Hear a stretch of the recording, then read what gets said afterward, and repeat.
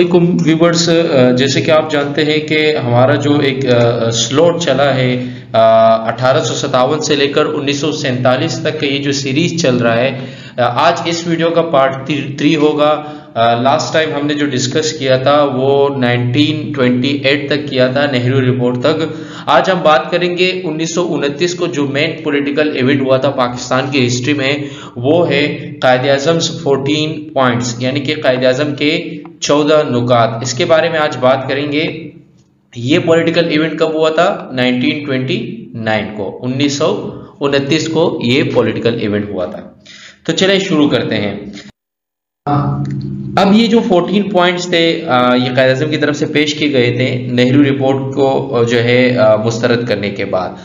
इस 14 पॉइंट्स पर आते हैं। सबसे पहले इसका पॉइंट ये था कि आइंदा आइन जो है वो किस तर्ज का होगा, मतलब आने वाली जो नए मतलब जो आइन आएंगे वो वफाकी तर्ज का होगा, यानी कि फेडरल गवर्नमेंट होगी। और उसमें जो सूबे हैं उनको सबसे ज्यादा क्या होगी, ज्यादा से ज्यादा उनको खुद मुख्तारी दी जाएगी। ये पॉइंट रखा गया कि जो फेडरल गवर्नमेंट बनेगी उसमें सूबों को सबसे ज्यादा आज़ादी और खुद मुख्तारी होगी। दूसरा पॉइंट यह था कि तमाम सूबों को एक ही असूल पर दाखिली खुद मुख्तारी दी जाए। मतलब ये कि जितने भी सूबे होंगे, अब उसके बॉर्डर लाइन में जो भी नए नए कानून आएंगे या जो भी फैसले होंगे वो उसके लिए खुद मुख्तार होंगे, यानी कि पहले वो सूबाई हुकूमत इस चीज पर मंजूरी देगी तो उसके बाद उस सूबे पर उस किस्म के नए कानून क्या हो सकते हैं, लागू हो सकते हैं।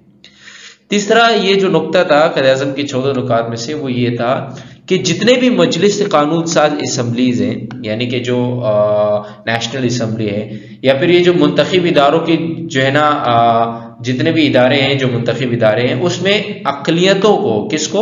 अक़लियतों को। अक़लियतें कौन होती हैं? जो कम तादाद में लोग होते हैं, जो आबादी के लिहाज से कम हो, उसको मौसर नुमाइंदगी दी जाए।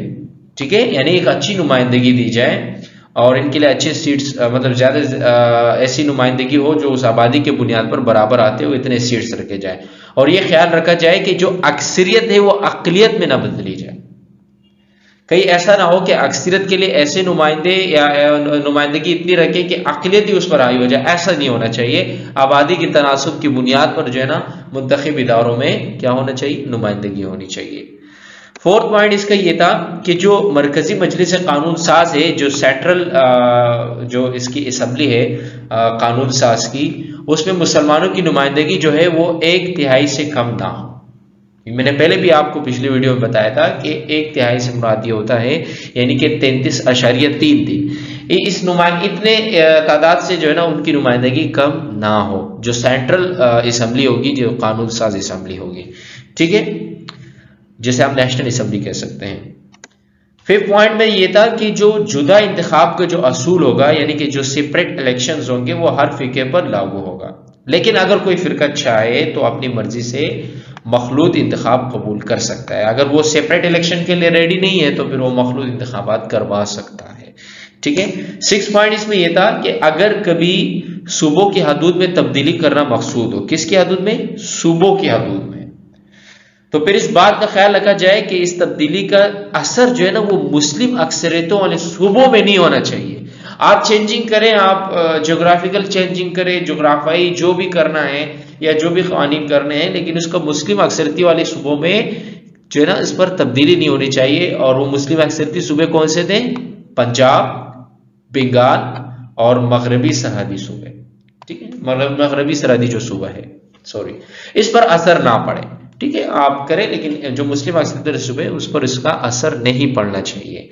ठीक है। 7 पॉइंट इसका यह था कि जितने भी फिरके हैं उनको यकसा और मुकम्मल मजहबी आज़ादी हासिल हो।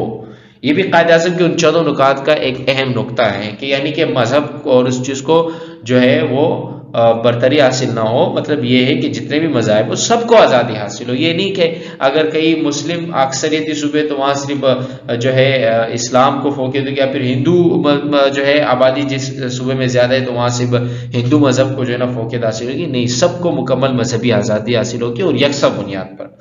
ठीक है। नंबर 8 पॉइंट ये था कि अगर कोई मसविदा कानून जो है वो किसी फिरके से मुतल्लिक हो, अब अगर वो किसी फिरके के लिए लागू हो रहा है तो इसके लिए जरूरी कि स्पीकर की कम अज कम 3/4 जो है मेंबरान असम्बली मसूदा कानून के खिलाफ राय दे तो इसे मुस्तरद कर दिया जाए। मतलब ये जो 75% जो नुमाइंदे अगर उसकी जो है ना उसको रद्द कर दें तो फिर उस आइन को मुस्तरद कर दिया जाएगा। ठीक है, 75%। ठीक है, जो 9 नुक्ता है नंबर 9, वो क्या कह रहे हैं कि सिंध को मुंबई से अलहदा कर दिया जाए। ये हमारे स्टूडेंट्स पढ़ते भी हैं लेकिन इस चीज को समझने से कासिर हैं बहुत सारे स्टूडेंट्स। असल में अगर हम जोग्राफियाई हदूद में जाएं तो जो सिंध और मुंबई का जो आपस में दूसरा रिलेशन रहा है, आज भी अगर आप पाकिस्तान के मैप को देखते हैं तो हमारे पास सिंध और मुंबई का जो है एक जो ये जब एक दूसरे के साथ मतलब जोग्राफियाई हदूद में एक साथ थे, तो चूंकि सिंध में मुसलमानों की आबादी के लिहाज से ज्यादा अक्सरियत ज्यादा थी तो इसलिए क़ायद-ए-आज़म चाहते थे कि इसको मुंबई से अलहदा कर दिया जाए ताकि वहां पर एक मुसलमानों की एक मुनज़्ज़म जो है वो एक कानून बने, एक नुमाइंदे ज्यादा हो तो बेहतरी आ जाए, और ये कि मतलब वो जो सिंध है वो मुसलमानों के जोग्राफियाई हदूद में आ जाए। ठीक है, 10 पॉइंट इसका ये था कि ये जो सूबाई बलूचिस्तान है और शुमाल मगरबी सरहदी सूबे हैं, इसमें दूसरों सूबों की मानद क्या किया जाए, इस्लाहात नाफिज किया जाए। दूसरे सूबों में जिस तरह की इस्लाहात है, जिस तरह के काम हो रहे हैं, जो बेहतरियां आ रही है वो इस सूबों में भी हो जाना चाहिए।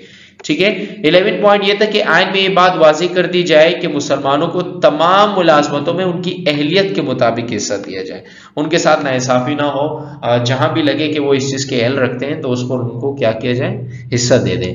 ठीक है, 12वां पॉइंट ये कह रहे हैं कि मुसलमानों को हर किस्म का मजहबी और सकाफती तहफ़्फ़ुज़ दिया जाए, चूंकि ज़ाहिर ज़रूरी भी है कि मुसलमानों के लिए बहुत सारे मसले मसाइल और जितने भी फ़िरकावारियत या फिर मजहबी फसाद जो उन पर हावी हो गए थे या उनके लिए मसले मसाइल जन्म लिए थे, तो ये नुक्ता भी ज़रूरी था कि मुसलमानों को मजहबी और सकाफती तहफ़्फ़ुज़ दिया जाए।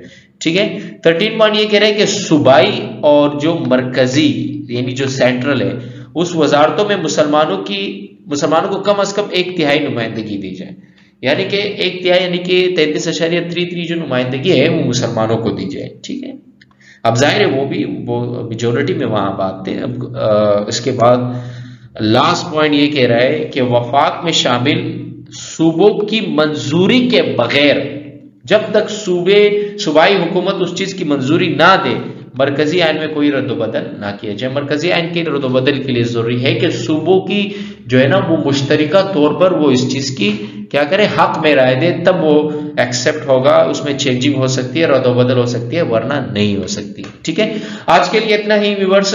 अब नेक्स्ट में हमारा जो ये स्लॉट चलेगा, अब जाहिर है 1947 तक ये जो है जितने भी मेन पॉलिटिकल इवेंट्स हुए ये सिलसिला चलता जाएगा। तो इंशाल्लाह नेक्स्ट पार्ट में आपको मिलेंगे, पार्ट 4 में इंशाल्लाह, और इस चीज को मजीद जारी रखेंगे। तब तक के लिए अपना ख्याल रखिएगा। अल्लाह हाफिज।